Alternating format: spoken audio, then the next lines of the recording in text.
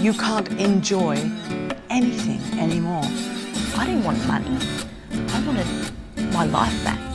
I knew that she didn't trust me because I, after all, had been suggested by her insurance company. I can understand why some people sort of jump off a cliff. There are so many people suffering in silence.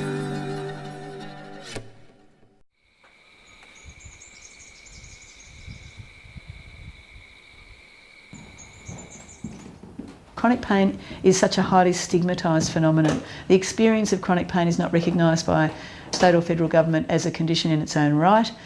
We all know that chronic pain is such a common problem. The Access Economics report of 2007 put the number at $34 billion per year.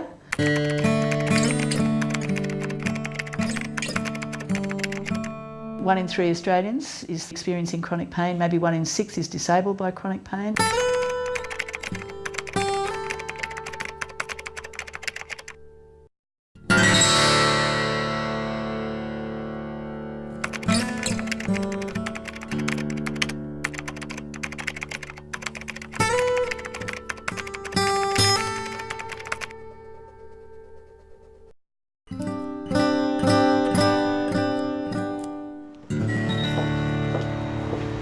The whole problem started back in 2003. I played the White Witch in The Lion, the Witch and the Wardrobe.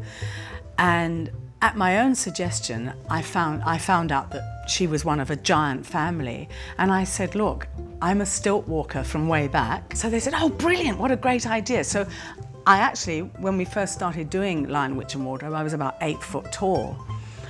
But when they made me the stilts, I could see right from the start that there was going to be a problem. What they did was to make boots that locked my ankle. They made me boots, which I didn't want. I just wanted them to strap stilts to my feet, but they didn't trust that I'd be able to stand up. Having been a dancer all my life, I have very, very strong legs.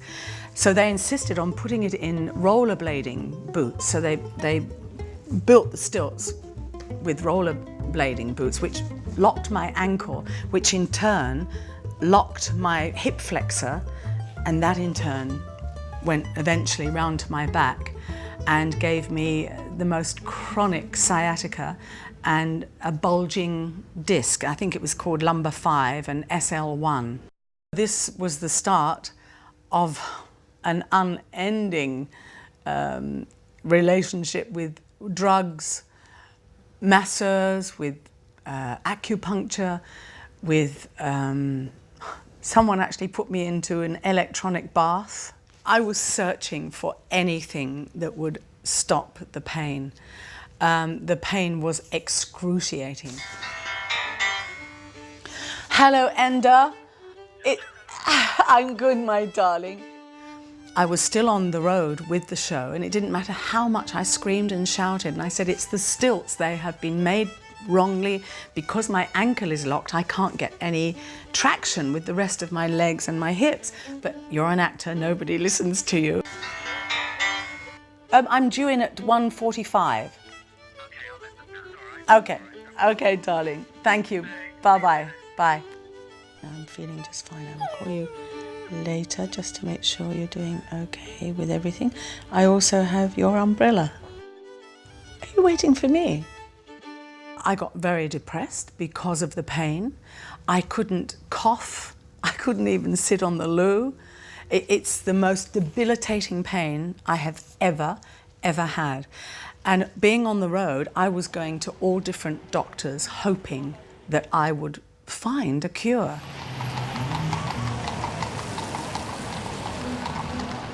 We could go for a walk on the balcony. Come on. Did you lock this? I must have locked it. Come on. Someone actually put me on this epilepsy pill to try and get rid of the pain. It didn't work for me because I'm not an epileptic. So I was trying all these things, and I was taking Nurofen like 8 times a day, Panadol, anything I could get my hands on. Plus I was drinking, because one of the few things that really helped was the alcohol. That seemed to relax me, as it does most people. It broke up a relationship with a most wonderful man that I had known since 1998. And it was just, I couldn't do anything. For 18 months, I was depressed, I was in pain, I didn't want to do anything or go anywhere. And I just said to him, look, this is ridiculous, because basically I couldn't even make love. It was so bad. And I said, go, fly, find another woman. And he did. I couldn't have sex with my partner. I couldn't move. So then I put on weight and then I got depressed. I mean, it was such a vicious circle. I think what people don't realize is that when you've got a back problem, you can't do anything. You can't cough. To sneeze hurts. To wee hurts. To do other things hurts. To be in a car and you're going over bumps, and every bump that you go over is excruciating. Your quality of life is gone. You can't enjoy anything anymore. I felt so isolated. I felt very alone. Because you go through a thing of nobody cares, nobody knows what I'm going through, and your friends get sick to death of you saying, I can't, I'm in so much pain, I can't. You know, they can, friends, I mean, really close friends didn't, they were wonderful, but ordinary people that you meet every day, you know, they just don't understand what it is that you're going through. The isolation, you feel such an idiot. And I felt like my life was over. I eventually was told by a very dear friend to contact Chronic Pain Australia, which I did, out of sheer frustration, and I can't tell you, I was just so low. And I got on to Coralie Wales. And she said, please bring every drug that you've taken in the last 6 months or a year, or a list of what you've been taking. So I then started to go through my cupboard, and it filled a bag. She said, show me what you've been taking, and I emptied this bag of all the drugs that all the doctors had given me for pain. And her jaw, to coin a phrase of Shirley Valentine, her jaw dropped into her handbag. She couldn't believe it. And on top of that, I said, I've been having wine and gin and tonic to try and do anything to stop the pain. And she looked at me and she said, it's a miracle that you're still alive. With the food that they told me to eat and the exercise regime, I'm cured.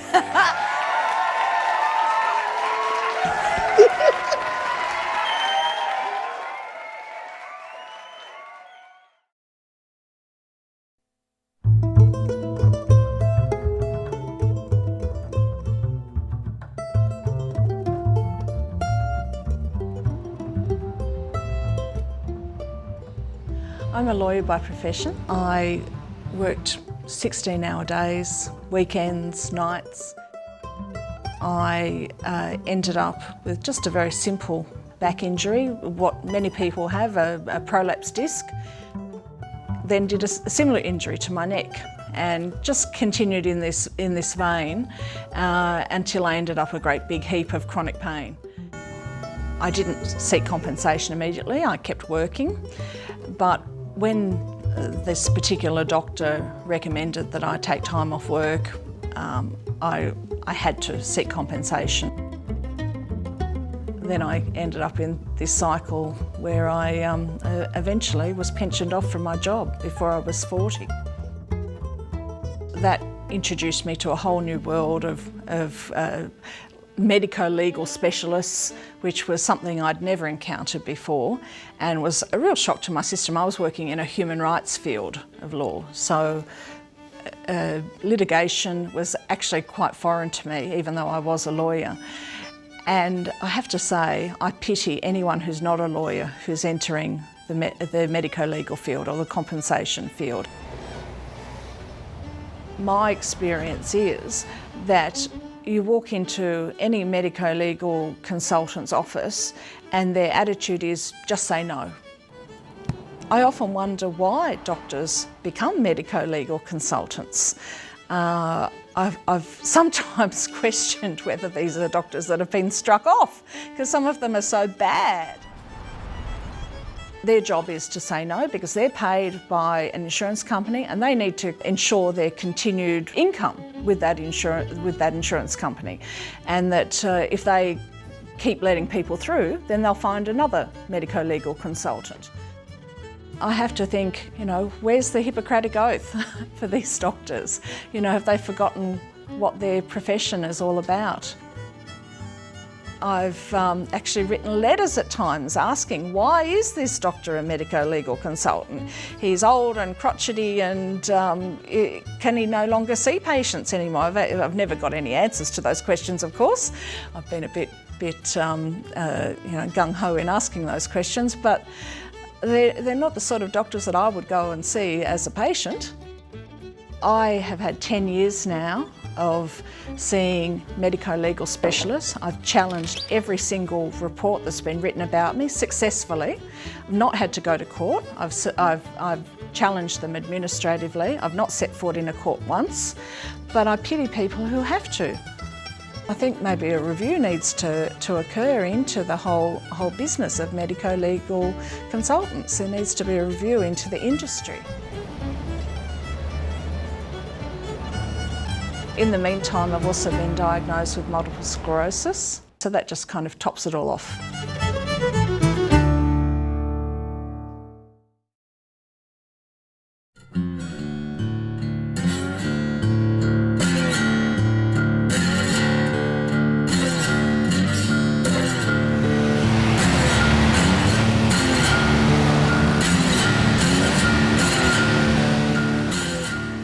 I used to drive a truck. I enjoyed that very much. It's basically freedom. Once you're in that truck and you're on the go and you're driving, especially when you do a country trip, it's relaxing, it's just good. It's really good. No one will employ me again, probably. Don't even think that way, because until you get rid of that, it's not, your nervous system's not going to have a chance to calm down, and that's the problem. 59 this year. I guess you've got to take your cues off other people that have been there and what happens in their future. And remember that it's all about what the brain decides to do. Funny you say that, because when I used to hear of people having back problems, you say, oh, you sook. Oh, no, I won't lay down. See, now when I bend over with that back pain, it comes through the groin and down into the, and I'm not even sitting down. I just finished work and I went to walk down a staircase. The staircase was damp and had leaves and was a bit greasy. I got to the top of the staircase and I lost my footing. Feet went from under me. I went down on my back on the stairs. There was two guys in front of me. One of them was my supervisor. They went to pick me up, and the pain that I experienced when I hit that deck was just unbearable. I got in my car and went home. Woke up next morning and I could barely walk on my left leg. Looked down, my ankle was swollen, my knee was playing up, my back was sore, but it wasn't too bad. It was just sore, but it felt like it was stiff and sore. Anyway, I went to work and they sent me home when they see me, and it all started from there. I went to the doctors, I went to this first GP, and I kept on complaining that my back was getting worse. He wouldn't send me for an MRI, so I eventually just turned around and said, look, I'm going to go and change doctors. They sent me for the MRI and found out I had tears in the ankle, tears in the knee, and my back split disc in the back. Cortisone injections in the spine, which didn't work. Botox in the back, which didn't work. And then I eventually had the surgery. The two medics that came in to give me my needle, I said, I hope this works. And they asked me why. I said, because I got an audition with Tap Dogs next Saturday. My first meeting with the doctor after the surgery, he said, he said the disc had actually completely collapsed, rotted, dried up, and it was pushing on the nerves. And didn't show up in the MRI. Wasn't showing up in the MRI. And I woke up the next day and I had terrible pain in my groin, my left groin. And I pushed the buzzer and called the nurse in and I said, look, I said, I've got a really bad pain in my groin. I said, my back's okay. I said, but my groin, there's a terrible pain there. And she explained to me that I'd just had major surgery and you have to expect these sort of things happening. Went to my doctor, he sent me to physio. I couldn't do the physio. The guy from physio stopped it because I just couldn't do it. I went into the pool. It's only got steps, it hasn't got a gradual thing you walk in. It's got steps. I'm like a triantula climbing up a slippery wall, trying to get out of those steps. I can't because of the pain. And your body, when you've been in the pool for so long, your body's so relaxed. You feel like Gumby anyway, so. I turned to the drink a bit, which I never drank. But yeah, totally, you don't know where you're going to end up. That's basically what's happening. You don't know where you're going to end up, and it's scary. I can understand why some people sort of jump off a cliff, because it gets you to that stage. It really does.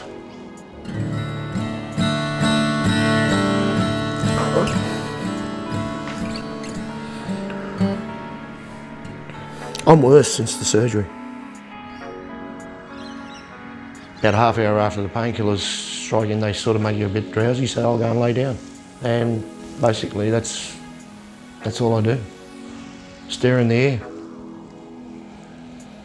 I've really gone backwards. I think most of the time they don't know what the hell's going on, they can't work out what's going on, and they send you to these programs as a guinea pig. Anyone that hasn't had real pain, how can they teach you how to deal with your real pain? You know, I find it very hard to believe anyone can do that. I used to do a bit of stage work, I used to get up and sing and that. I don't do that anymore. They get me back to work and realise I can't do it, they're going to sack me. All I can tell you is what other people tell me, and that is that after a long period of being involved in the insurance industry, as a person that's experiencing pain, the two don't work very well together. So what a lot of people say is that it's not until that is behind them and in the past that their life starts to change for the better. So it's about being in control, it's about feeling like you've got some control about the decisions that are being made and that they're your decisions. And then it's a whole different ball game because you are then in the driver's seat, and I think that's a really important... So what do you suggest I do? I can't tell you what to do. I can't tell you what to do. I can only tell you what other people say. And I can suggest that you talk to other people who've been through this. How do you find them? But I don't want to talk over the net or over a phone. I will want ask Margaret physically I will talk ask to like you Margaret and I now. But if would you like your job back and be fit again, or I'll give you 10 million bucks, I'd probably turn around and say, well, can you give me 5 million and I'll go back to work? I'm going to only pop some painkillers and go lay down.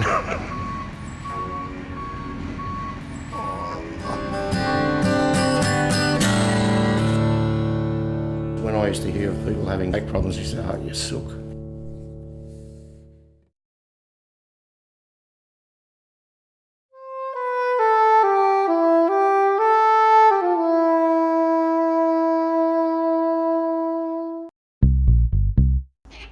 I was a young teenager, just starting life really. I played sport, used to go to the gym, and life I thought was great. And then all of a sudden one day, I was driving in Newcastle, stopped at a pedestrian crossing, and then next thing I knew, somebody ran up the back of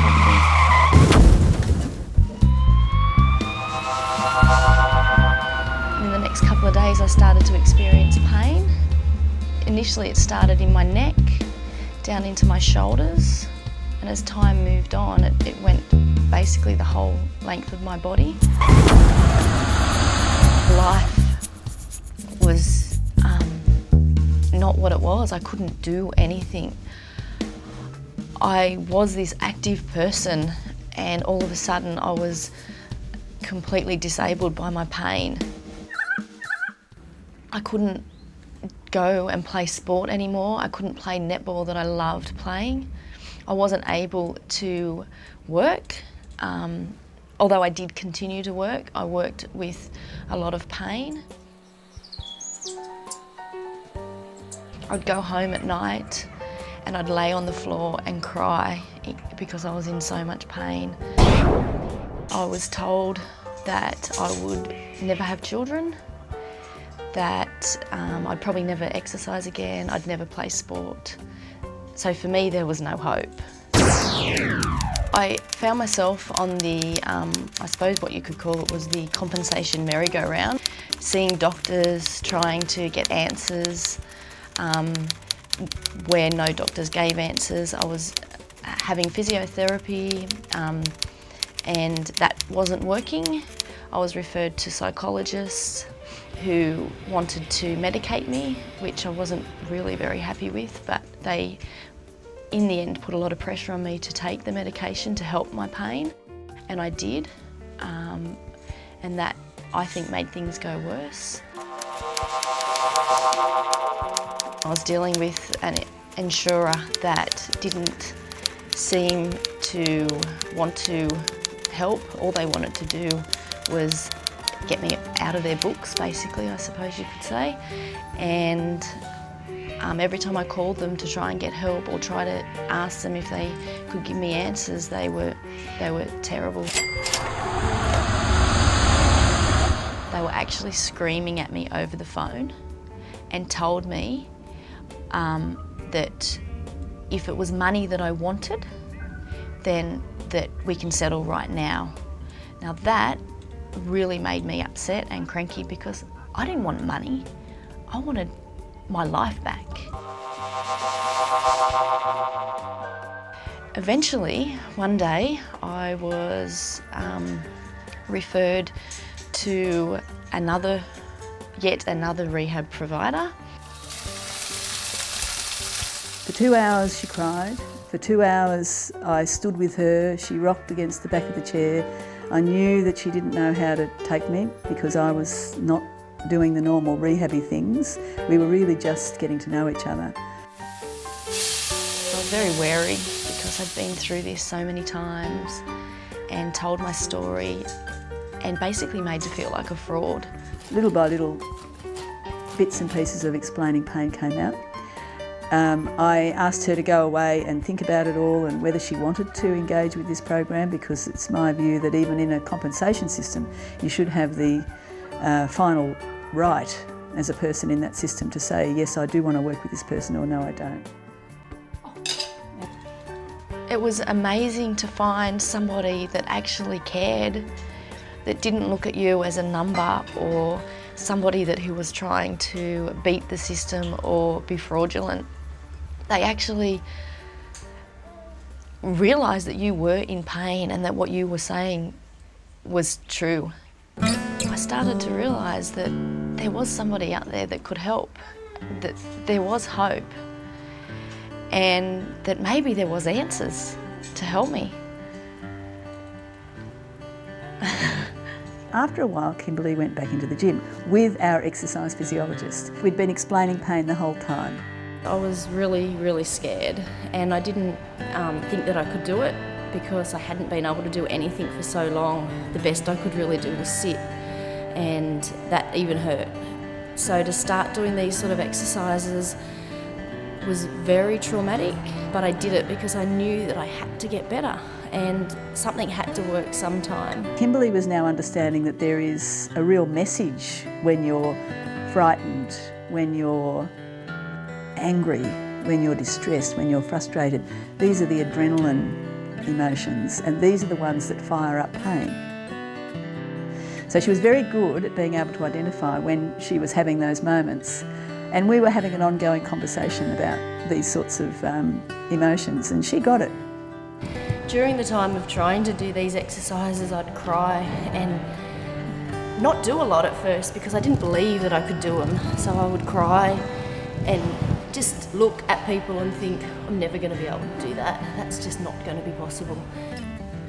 As I began to be able to do things again, I felt good. Life did have hope, and I felt that maybe one day I could get back to the person that I was and achieve again.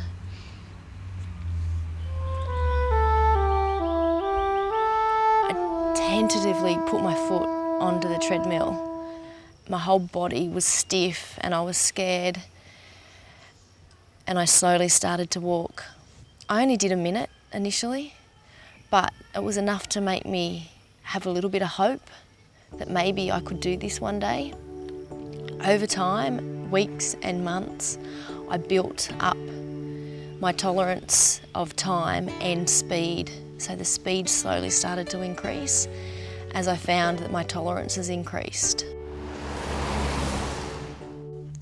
So one day she had finished her program and she was still improving. She still knew what she had to do, and she was doing a little bit more work, a little bit more this, a little bit more that. Walking along, and I'm just listening, and there's a big puddle, and Kimberly's in mid-flight, you know, yak, yak, yak, and she jumps over this puddle. And I just noticed it because this is a girl that is not able to do aerobics yet because she's frightened of jumping, you see, and she's just jumped over this puddle. I couldn't believe it. It was surreal, really, because I hadn't been able to do anything like that, and I don't think that my mind had caught up with my body. My body was actually now able to do things that I was too scared of doing, and that my mind was saying you can't do, but yet I did it. I was running and I couldn't believe it. I was actually running again, and that moment was overwhelming.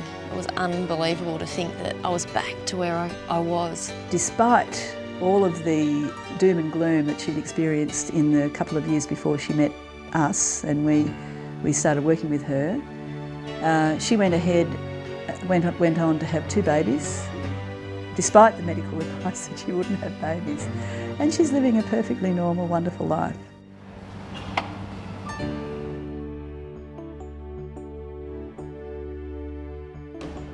That girl won prizes when she went back to netball. She went back to full-time gym. I never ever thought it would be possible.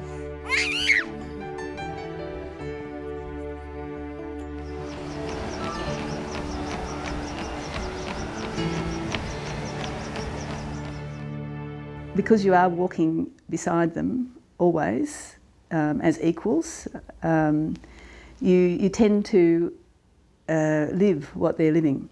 But it's no use living what they're living if it makes you useless. So I guess I tend to always be reframing, but partnering. I'm a great one for reaching out even physically. Somebody's crying and actually reaching out and just being with them.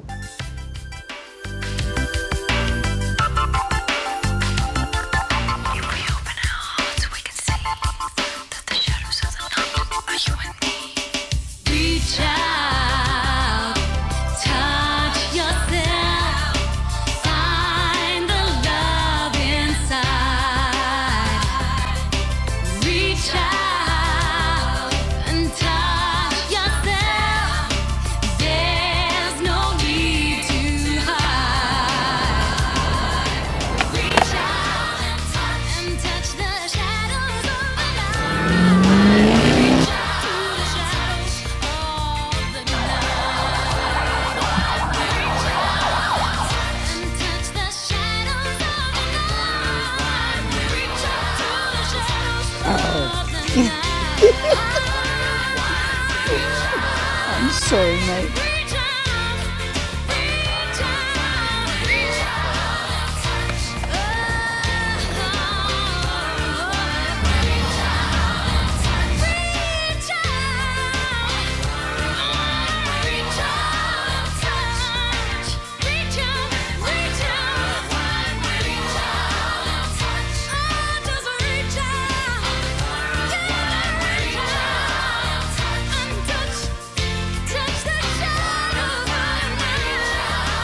I'm pure!